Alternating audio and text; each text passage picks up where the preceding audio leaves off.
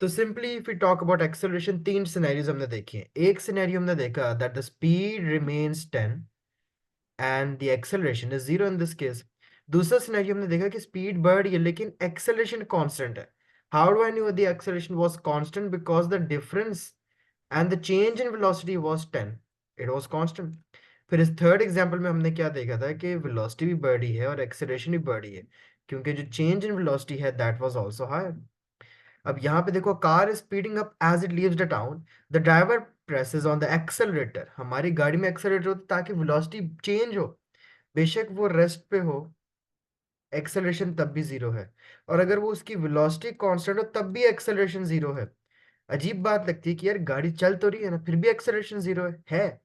क्योंकि if the velocity isn't changing, acceleration would still be zero. Rest के लिए हम नाम एक और स्टेशनरी का भी यूज करते हैं। A car travelling around a bed at a steady speed में क्या है? अब सर्कुलर मोशन में एक सवाल आता है कि क्या स्पीड क्या होगी इसमें? ठीक है, एक सर्कल में स्पीड अगर 10 है लेकिन वेलोसिटी 10 नहीं है, वेलोसिटी हर पॉइंट पे सर्कल में चेंज होगी, क्योंकि velocity is a vector quantity. Velocity would change at every point. 10 कभी इधर लगेगी, 10 कभी उधर लगेगी, 10 कभी इस तरफ लगेगी। This is a circular motion and the velocities keep changing. Velocity keeps changing at every point. A ball being hit by a tennis racket, both the ball speed and direction are changing. तो velocity is changing because it's a vector quantity, तो direction का effect तो आता है। So moving on to 2.2, the second unit, calculating accelerations। क्या formula होता है acceleration का जो बताया था? Sir change in velocity over time. Change velocity over time, simple है। Acceleration is equal to rate of change of velocity. जहां भी रेट ऑफ आ जाए, रेट ऑफ का मतलब है उस चीज को डिवाइड बाय टाइम किया जा रहा है, और चेंज इन वेलोसिटी मतलब final velocity minus initial velocity. So the acceleration के लिए हमें दो वेलोसिटीज चाहिए, चेंज इन वेलोसिटी एक क्वांटिटी चाहिए और दूसरी क्वांटिटी हमें टाइम चाहिए। The unit of acceleration is metre पर सेकेंड माइनस 2। इस इक्वेशन को आप इस तरह से लिखोगे, a is equal to v minus u over t. Basically जो डेल्टा वी होता है, डेल्टा का मतलब चेंज है। डेल्टा वी अगर आपको कोई निकालने को के, आप v माइनस यू कर देना, this would B. So here you can see that this was the starting point। ये टाइम 1 सेकेंड हुआ, 2 सेकेंड हुआ, 3 सेकेंड हुआ, ठीक है। And the sprinter has a greater acceleration than the car, but her top speed is less. बेशक जो accelerator है उसने जो चेंज इन वेलोसिटी था वो उसका तेज हुआ है, लेकिन गाड़ी की एक्सेलरेशन कम है लेकिन उसकी स्पीड जो है वो 100 120 तक जा सकती है। मैं एकदम से गाड़ी से तेज स्टार्ट दे सकता हूँ उस एक ही सेकंड में। मतलब अगर मैं गाड़ी और अपनी रेस लगाऊं 2 सेकंड में, शुरू में पता है मैं आगे जाऊंगा गाड़ी से, क्यों? क्योंकि मैं एक ज्यादा फोर्स लगा सकता हूँ। आप एक गाड़ी के साथ खड़े हो, गाड़ी एकदम स्टार्ट नहीं होगी, वो 2 सेकंड लेती है, लेकिन गाड़ी डज एक वन पॉइंट पे अपनी मैक्सिमम स्पीड रीच कर जाएगी, क्योंकि उसको कोई बीट नहीं कर सकता। But you can beat the car's acceleration. पहले 2 सेकंड में आपकी बॉडी में 10 का चेंज आया, गाड़ी में शायद सिर्फ 3 का चेंज आया, लेकिन बाय द टाइम गाड़ी अपनी 50 तक पहुंच जाएगी। Got it? ठीक है sir. 2.3, the units of acceleration. अब यूनिट ऑफ एक्सेलरेशन से पता लग जाता है, इट इज मीटर पर second square and the sprinter might have an acceleration of 5 metre पर सेकंड। हर वेलोसिटी, अब 5 मीटर पर सेकंड एक्सेलरेशन का क्या मतलब है? कि यार इस बंदे की एक्सेलरेशन 5 है। क्या मतलब हुआ? कि हर सेकंड बाद इसकी वेलोसिटी 5 से बढ़ती है। अगर मैं कहूँ इस बंदे की डिसेलरेशन 5 है, इस बात का मतलब ये है कि इस बंदे की जो वेलोसिटी है वो हर 1 सेकंड के बाद 5 से कम हो रही है, 5 5 5 करके कम हो रही है। ये एक्सेलरेशन है। And you could express acceleration in other units. For example, an advertisement might claim that a car accelerates from 0 to 60 miles per hour in 10 seconds. Its acceleration would then be 6 miles per hour. And however, mixing together hours and seconds is not a good idea, तो हम हमेशा एक standard unit में देखते हैं, which is meter per second square. Now look at this worked example. Leaving a bus stop, a bus reaches a velocity of 8 meter per second after 10 seconds. Calculate the acceleration. Velocity दिया हुआ है आपको, time दिया हुआ है, acceleration निकालनी है। So the change in velocity, अब leaving a bus stop मतलब इसकी initially जो थी वो speed 0 थी, तो 8 minus 0 divided by the time is going to give you the acceleration, which is 0.8. 0.8 metre पर सेकंड स्क्वायर। अब इस सेकंड क्वेश्चन को देखा जाए, we have to calculate the velocity, acceleration दी हुई है, टाइम दिया हुआ है, तो वेलोसिटी कैसे निकालेंगे? v is equal to u plus a t से। इक्वेशन को आप रीअरेंज कर दो। अब u दोबारा क्या है? जीरो है, क्योंकि रेस्ट से स्टार्ट हो रहा है। जहां भी क्वेश्चन में रेस्ट आ जाए, remember that the u would be zero. Zero plus a t, a क्या है यहाँ पे? 5 दिया हुआ है, ठीक है, और टाइम क्या है? 2 सेकेंड्स। तो आपको वेलोसिटी जो है वो 10 मीटर पर सेकेंड आ जाएगी। फिर एक ये सवाल है, a train slows down from 60 metre पर सेकेंड टू 20 मीटर पर second in 50 seconds, calculate the magnitude of the deceleration of the train. अब एक ट्रेन स्लो हो रही है 60 से फाइनली किस पे? 20 पे। कितने टाइम में? 50 सेकंड्स में। आपको टाइम दिया हुआ है, वी दिया हुआ है, यू भी दिया हुआ है। यू मुझे पता है कैसे है ये, क्योंकि एक ट्रेन स्लो हो रही है 60 से 20 पे, इनिशियली वो 60 पे चल रही थी और अब वो स्लो हो रही है 20 तक। Now you can easily calculate the acceleration, जो कि आएगी 0.8, और आपका आंसर वैसे भी कैलकुलेटर माइनस ही आएगा, because this is an example of deceleration. The train is actually decelerating. Got it?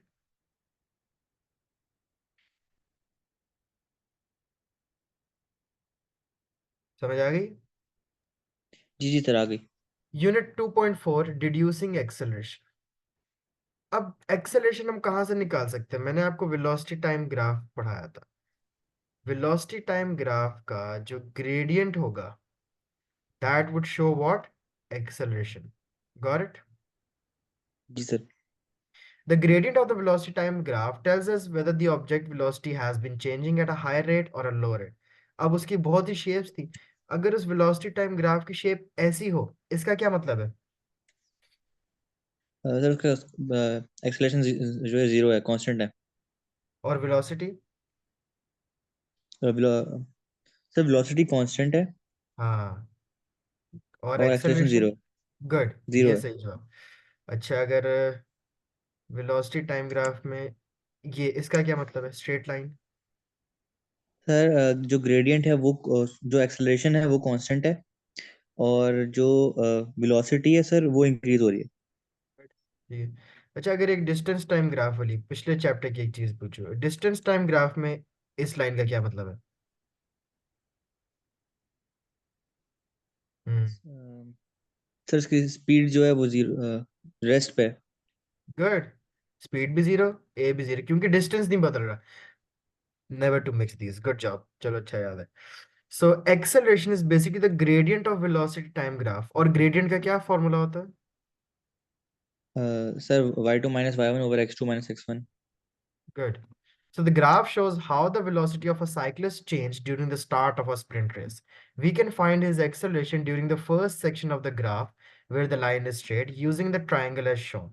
तो आप चेंज वेलोसिटी का हल्का सा आपको ग्रेडियंट ट्रायंगल बनाना पड़ेगा। अगर इधर की आपने निकालनी है वेलोसिटी, इसमें आप 2 पॉइंट्स ले लोगे, ठीक है, मैं आपको कोई इस ग्राफ से देख के एक्सेलरेशन निकाला, 2 पॉइंट्स लेना, ठीक है, हल्का सा यहाँ पे ट्राइंगल सा बना देना, ठीक है, and you can now label both the points, यहाँ पे उसके कोऑर्डिनेट लिख देना, यहाँ पे उसके कोऑर्डिनेट, और फिर आप यही वाली इक्वेशन में डाल के ग्रेडियंट निकाल सकते हो। So these are some examples. यहाँ पे देखो ग्रेडियंट बता रहा है, स्लोप देख के पता लग रहा है this is high acceleration, this is low acceleration. ये सारे टाइप्स ऑफ ग्राफ है। Velocity is constant, acceleration zero. Negative slope का मतलब डिसेलरेशन। स्लोप चेंज हो रही है, एक्सेलरेशन चेंज हो रही है। अगर स्लोप बदल रही है ऐसे या ऐसे, मतलब कि यहाँ पे एक्सेलरेशन कम हो रही है, यहाँ पे एक्सेलरेशन ज्यादा हो रही है, slope is changing, gradient is changing, और ग्रेडियंट एक्सेलरेशन है, so the acceleration is changing.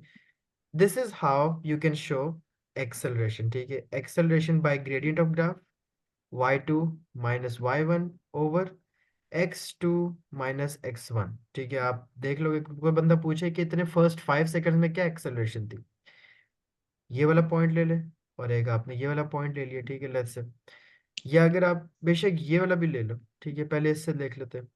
This point is what? 520, और इस पॉइंट का क्या नाम है? 0 0। तो सिंपली एक तरह से आप 20/5 ही कर लो, क्योंकि वो बाकी दो तो जीरो हो गए, तो आपकी एक्सेलरेशन 4 मीटर पर सेकंड स्क्वायर आएगी। सही। Reducing displacement. Now, displacement can be found from a velocity times graph area. area under the velocity time graph would show you displacement. And it is easy to see why this is the case for an object moving at a constant velocity. बहुत easy तब हो जाता है जब एक velocity time graph में उस object की एक्सेलरेशन ही जीरो हो और velocity कांस्टेंट हो, which means a straight line. इसका तो एरिया बड़े मजे से निकलेगा, लेंथ इनटू ब्रेथ करके आप एरिया निकाल लोगे, because that would be a rectangle. आपसे मैं पूछूं how much distance the car travel in 10 seconds, तो बस यहां तक का एरिया निकाल लेना. Got it. जी सर. फिर आपके पास एरिया अंडर डिस्प्लेसमेंट ग्राफ इस तरह का भी आ सकता है. If you have an increasing velocity और कांस्टेंट एक्सेलरेशन वाला सिनेरियो, तो हमेशा क्या ट्राइंगल लगेगा. Triangle has a formula of half into base into the height. And the area under the velocity time graph is equal to the displacement of the object. So for this simple case in which the area is a triangle, आप ये वाला formula लगाओगे and you can find the distance. It is easy to confuse displacement time graphs and velocity time graphs. So check by looking at the quantity always on the vertical y-axis. हमेशा सबसे पहले graph आए देख लेना यार कि y-axis के ऊपर velocity है या distance है, ताकि यू कैन नो कि इसका ग्रेड, क्योंकि डिस्टेंस टाइम ग्राफ का ग्रेडियंट तो वेलोसिटी दिखाता है, वेलोसिटी टाइम ग्राफ का ग्रेडियंट कोई और चीज दिखाता है जैसे कि acceleration. Alright. Unit 2.6, measuring velocity and acceleration. Now, in a car crash, the occupants of the car may undergo a very rapid deceleration. This can cause them serious injury, but it can be avoided if an airbag is inflated within a fraction of a second. Now, figure 2.7 shows a tiny accelerometer at the heart of the system, which detects large accelerations and decelerations. The acceleration sensor consists of two rows of interlocking teeth. तो ये एक ऐसी एक example है कि जब एक air bag होता है, ये कंप्रेशन कैसे होता है and all of that, this is just a micro mechanical accelerator sensor कि एक सडन एक्सेलरेशन डिसेलरेशन को डिटेक्ट कर लेता है, और यही चीज फिर एयर बैग को भी खोल देती है. आई मीन एक्स्ट्रा इन्फॉर्मेशन दी हुई है. Okay, so determining velocity and acceleration in laboratory. हमने चैप्टर 1 में देखे थे कुछ तरीके थे, जैसे एक लाइट गेट था. मैंने कहा था ना कि अगर मैं आपसे कहूँ कि एग्जैक्ट जैसे ही यार गाड़ी यहाँ से गुजरे इस पॉइंट से, स्टॉप वॉच दबा देना, और जैसे ही फिनिश लाइन पे पहुंचे स्टॉप वॉच ऑफ कर देना. Now you can not be perfect. क्यों नहीं परफेक्ट हो सकते? Because you have a human reaction error. हर बंदे में ये एक ह्यूमन रिएक्शन टाइम होता है. So laboratory measurements of acceleration measurements use light gates. अब लाइट गेट्स भी यही करते हैं कि जैसे ही उस गेट के अंदर से गाड़ी गुजरती है, आपके पास स्टॉप वॉच ऑन हो जाती है, और जैसे ही फिनिश लाइन वाले लाइट गेट्स में से गुजरेगी स्टॉप वॉच ऑटोमेटिकली ऑफ हो जाएगी. तो वहां से आपके पास एक एक्यूरेट तरीका आ जाता है to work out the time change, क्योंकि एक्सेलरेशन निकालने के लिए you need the delta t as well, the change in time. और अगर आप तरीके निकालें to measure the speed and the velocity as well, you can easily calculate this in a lab as well. तो ये क्वेश्चंस आते हैं ticket timer की, और वो उस वक्त क्वेश्चन दे के फिर समझ आ जाती है. टिकट टाइमर क्या होता है कि this tells us the speed as well. जितना इनमें गैप बढ़ता जा रहा है, इसका क्या मतलब है? That the speed is increasing. क्योंकि पहले स्लो से टिक टिक टिक टिक टिक टिक टिक टिक, ये क्या तेज होता जा रहा है, ये तेज हो रहे हैं. And the tape is divided into sections. टिकर टेप भी यूज की जाती है फॉर एक्सेलरेटिंग ट्रॉली.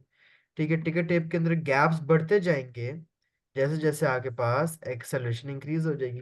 तो एक आपको लाइट गेट का थोड़ा बहुत बस आइडिया होना चाहिए that what is a light gate, और दूसरी चीज ये टिकर टेप. इनके क्वेश्चन आते हैं, ऑब्वियसली वो तो क्वेश्चन हो जाते हैं, लेकिन एक ऐसी बंदे को आइडिया तो होना चाहिए कि चीजें हैं क्या जिनकी बात हो रही है क्वेश्चन के अंदर. Now by placing the sections of the tape side by side you can picture the velocity time graph.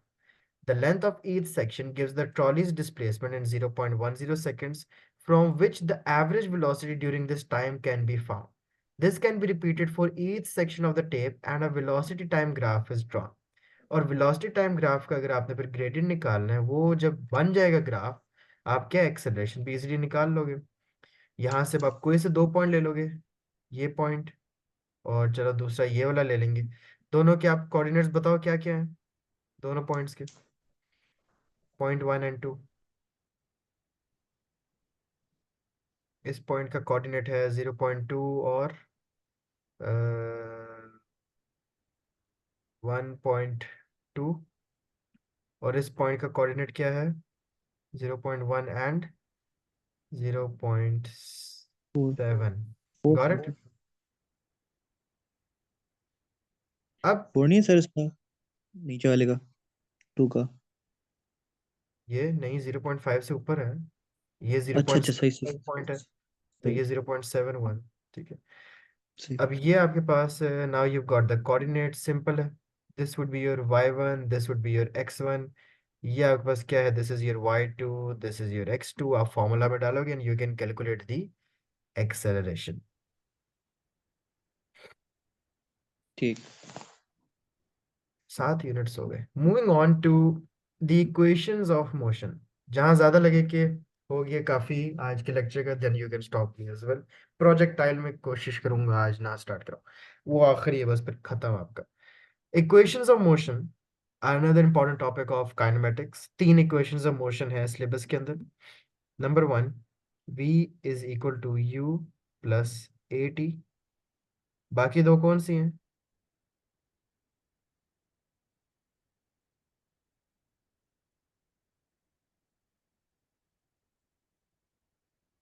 v square minus u square. These are the 3 equations of motion that are included in your syllabus. ठीक है। Now the engineers who planned the mission, एक rocket का, they wanted to know how fast the rocket will be traveling, where it will be at a point of journey, how much time it will take. सारी quantities involved. Up there's a set of equation that allows us to calculate the quantities involved when an object is moving with a constant acceleration. जैसे कि s हम use करेंगे for displacement, u is used for initial velocity, v is used for final velocity, a is used for acceleration, and t is used for the time taken. Now the 4 equations of motions are shown above. Take care using the equations of motion, and they can only be used for a motion in a straight line and an object with constant acceleration. And the 4 equations of motions are v is equal to u plus at, s is equal to ut plus half at square, और v square is equal to u square plus 2as. Equation जो 2 है, ये भी ठीक है, you can remember this, लेकिन इसके बगैर भी बहुत से क्वेश्चंस, 90% क्वेश्चंस हो जाते हैं। But you can remember this as well, u plus v divided by 2 into t. This is also an important equation of motion, but rarely कोई ऐसा सवाल होगा जो इससे सॉल्व हो जाए, क्योंकि यही वाली सारी क्वांटिटी आपके पास एक तरह से इधर भी इंक्लूडेड होती है। सो जब भी क्वेश्चन आता है, हाउ डू वी नो कि यार अभी इक्वेशन ऑफ मोशन यूज कौन सी करनी है? याद तो तीनों कर ली, चारों कर ली, ठीक है, 4 इक्वेशन ऑफ मोशन है। स्टेप 1 क्या होगा? Right down the quantities that we know and the quantity you want to find. आपने ऊपर नोटिस किया, मैं हर क्वेश्चन जब सॉल्व करता हूँ, मैं क्या कर रहा हूँ, ये आदत बन जाती है ऐसा ऐसा पेपर सॉल्व करते हुए, that I always underline everything that we need in the question. ठीक है। जैसे मैंने अभी ऊपर अंडरलाइन किया था, ये देखो, ये क्वेश्चन था, मैंने क्या अंडरलाइन किया? 60 u, 20 v दिया, 50 t दिया हुआ है। अब देख के पता लग रहा है u है, v है, t है, निकालना क्या है? a निकालना है। एक ही क्वेश्चन ऑफ मोशन मेरे जेहन में एकदम क्लिक करेगी, v is equal to u plus a t. Got it? Hmm. हमेशा अंडरलाइन करते जाओ क्या क्या दिया हुआ है। यहाँ पे देखो मैंने कैसे अंडरलाइन किया, u यहाँ 0 थी, उसी वक्त क्वेश्चन को अंडरलाइन किया, लिख ली क्वांटिटीज, अलग से क्या लिखनी? क्वेश्चन पढ़ रहे हो, अंडरलाइन करते जाओ, v दिया हुआ है, t दिया हुआ है, a दिया हुआ है। यहाँ भी यही क्वेश्चन ऑफ मोशन लगनी है। So by underlining, that should always be your step number 1, to write down all the quantities that we are given, and then underline the quantity that you actually have to find, and then we choose the equation that links these quantities, और फिर हम उसके अंदर substitute कर देते values, and then finally we calculate the unknown value. अब इस question में देखें, the rocket shown in figure 2.12 lifts off from rest. Rest है क्या मतलब? u 0 है, with an acceleration of 20 metre पर second, calculate its velocity after 50 seconds. समझ आ गई? जी सर, ठीक। क्या क्या नजर आ रहा है? दूर से देखें, v नजर आ रहा है, u a t, कौन सी यूज होगी? v is equal to u plus a t. This is how you guess the equation of motion. अब सारी वैल्यूज पुट करते जाएंगे and you'll find the value of velocity. अब एक और एग्जांपल है, ठीक है, लुक एट दिस। हमारे पास क्या क्या डेटा दिया हुआ है बताएं? सर इसमें हमें काश सर यू दिया हुआ है, ए दिया हुआ है, और डिस्टेंस दिया हुआ है सर, डिस्प्लेसमेंट एस। वो कह रहा है कि how fast is it then travelling. वो कह रहा है एक गाड़ी चलती आ रही है 8 से, एक्सेलरेट कर लिया है एक थोड़ा सा डिस्टेंस, अब कितना तेज चल रही है वी फाइंड करना है। एस दिया हुआ है, यू दिया हुआ है, ए दिया हुआ है, वी भी दिया हुआ है, टाइम नहीं दिया हुआ। टाइम के बगैर एक ही इक्वेशन ऑफ मोशन है which is this one. You should be quick. Quick होके नजर आएगा अच्छा टाइम तो दिया नहीं हुआ। एक ही ऐसी इक्वेशन ऑफ मोशन है चारों में टाइम है, एक में नहीं है। चार में से तीन में टाइम है, एक में नहीं। और वो कौन सी है? V square is equal to u square plus 2as। U दिया हुआ था, ए दिया हुआ, एस डिस्टेंस भी दिया हुआ, वी निकालना था। And you will going to substitute all of the values in this equation. Clear? जी सर। अब यहाँ पे देखो, a train travelling at 20 metre पर सेकेंड accelerates at इतना for 30 seconds. Calculate the distance traveled by the train in this time. UATS S is equal to UT plus half AT square। क्योंकि मुझे V तो नजर ही नहीं आ रहा। एक ही question है जिसमें V नहीं है, वो ये है। एक ही क्वेश्चन है जिसमें एस भी है, यू भी है, ए भी है, टी भी है। एक ही ऐसी इक्वेशन है जिसमें एस और टी दोनों है। और कोई ऐसी इक्वेशन है ही नहीं चारों में से जिसमें एस और टी एक साथ हो। ये छोटी छोटी ट्रिक्स नजर आएंगी तो you will be able to solve the question. कहाँ है ऐसी कोई इक्वेशन जिसमें एस और टी साथ है सिवाय इसके? तो this would be your only option. कहाँ थी वो ऐसी इक्वेशन, एक ही ऐसी इक्वेशन जिसमें टी नहीं है? वो ये वाली है। एक ही ऐसी इक्वेशन जिसमें एस और टी दोनों है, equation 3। This is how you will get to know these tricks and you can easily select your equation. तो यहाँ पे आपके पास ये वाली इक्वेशन ऑफ मोशन यूज हो जाएगी। Substitute the values and you will find the value of s. Got it? जी sir, A समझ गया। cyclist in figure 2.15 is traveling at 15 meter per second. She brakes so that she doesn't collide with the wall. Calculate the magnitude of her deceleration. ये distance आपको s दिया हुआ है, u ये है। तो आपने कैसे करना? Now we can also rearrange the equation. u और s ऐसी एक ही इक्वेशन है जिसमें u और s साथ है। This one. ठीक है, टाइम हमें दिया ही नहीं हुआ था, हमें निकालना क्या है? अच्छा, एक्सेलरेशन निकालनी, deceleration. So you can easily what you can do, rearrange the equation. आपके पास एक इक्वेशन होती है 2as is equal to v square minus u square. A निकालना है, ए को सब्जेक्ट बना लें, v square minus u square divided by 2s। And this is how you can substitute the values in and calculate. और deceleration तो वैसे ही आपके पास negative के अंदर आंसर आएगा। So that cyclist will have to brake hard to achieve a deceleration of magnitude 6.3 meter per second square, and the minus sign would show that her acceleration is negative. In other words, जिसको हम deceleration का नाम भी देते हैं। Now, deriving the equations of motion. We have seen how to make use of the equations of motion, but where do these equations actually come from? They arise from the definitions of velocity and acceleration. अब हमें ये velocity time graph दिया हुआ है, ठीक है। This is the time जहाँ पे सिर्फ इनिशियल वेलोसिटी और टाइम था। ये वो टाइम है जहाँ पे एक्सेलरेशन भी होना शुरू हुई थी। This is half a T square. Equation 1 को देखते हैं ये डिराइव कैसे हुई थी। ठीक है, सिंपल है।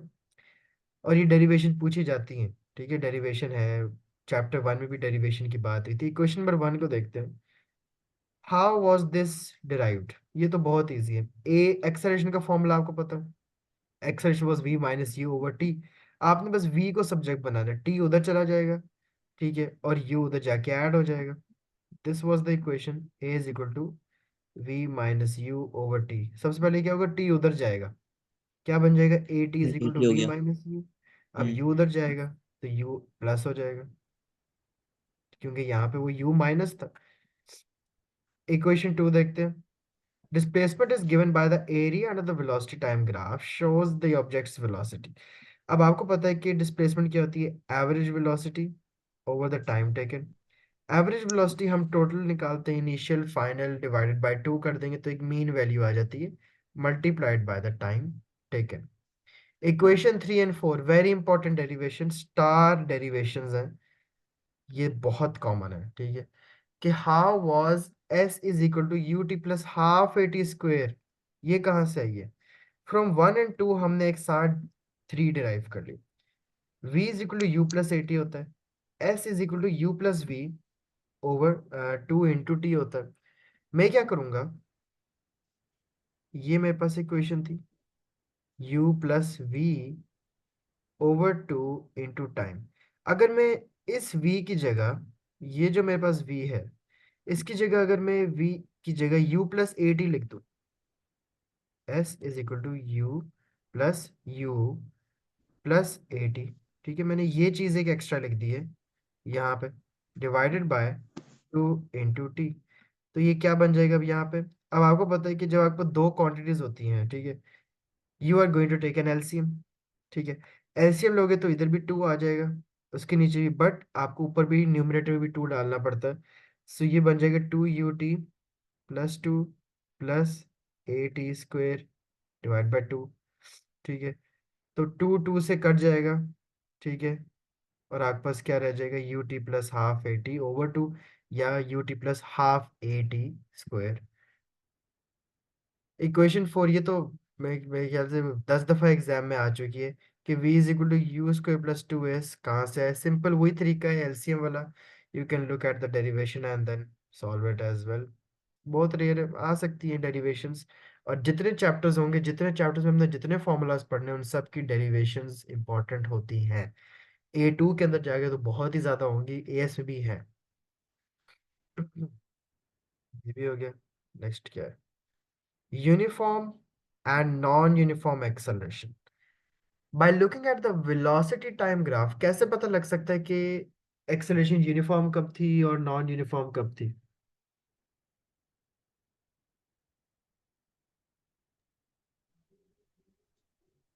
तो ऐसा आपकी आवाज कट रही है। वेलोसिटी टाइम ग्राफ को देख के कैसे पता लगता है एक्सेलरेशन यूनिफॉर्म कब है और नॉन यूनिफॉर्म कब है?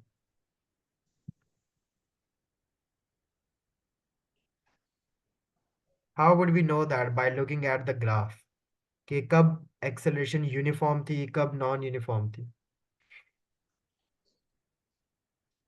सर ग्रेडियंट को देख के कि जहाँ पे वो कर्व नहीं हो रहा, जहाँ पे वो स्ट्रेट जा रहा है, कांस्टेंट जहाँ जा रहा है, एग्जैक्टली, उधर सिंपल। यूनिफॉर्म होगी।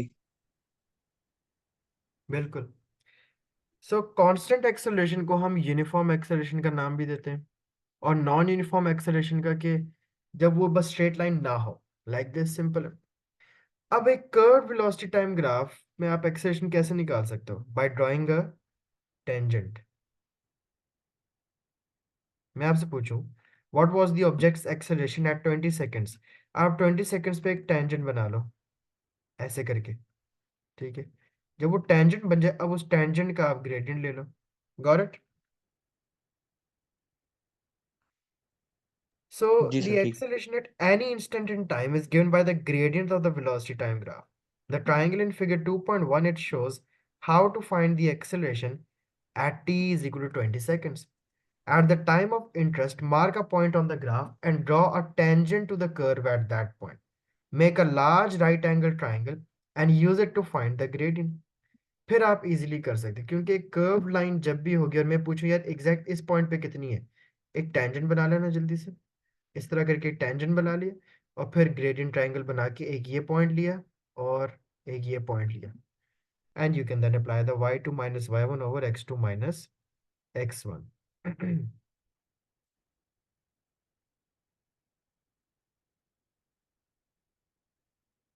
ये आगे वो फ्री फॉल आ जाएगा। Let me show you one thing.